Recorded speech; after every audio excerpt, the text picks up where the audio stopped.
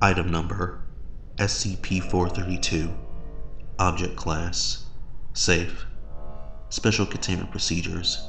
SCP-432 is kept in a standard storage area at Sector 25, is to be kept locked at all times, and the key to the lock kept in the adjacent security station under guard by 3 Level 3 personnel. No other special containment procedures required. SCP-432 is a 2-door steel storage cabinet measuring 2 meters tall by 1.2 meters wide by 1 meter deep.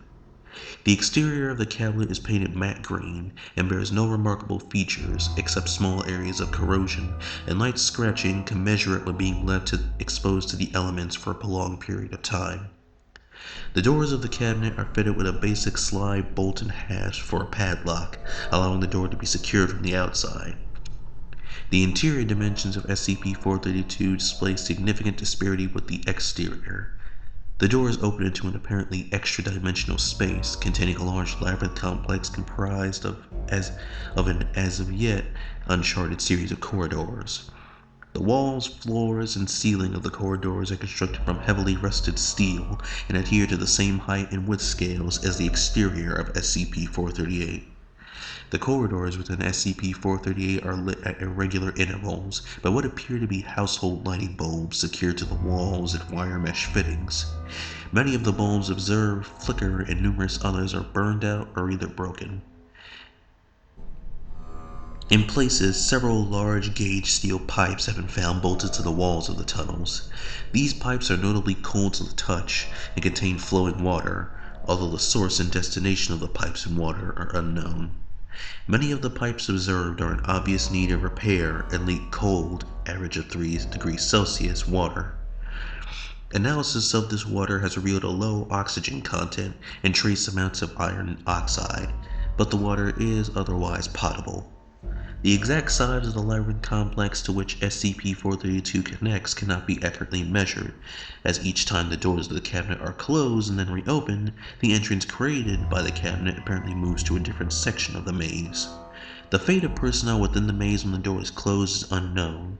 Although remains discovered within the maze suggest starvation as a likely outcome, other remains, coupled with additional evidence during exploration, suggest that the labyrinth contains a large predatory inhabitant of interdeterminate species, hereafter known as SCP-432-1. GPS units used within SCP-432 are rendered useless, as are cellular phones.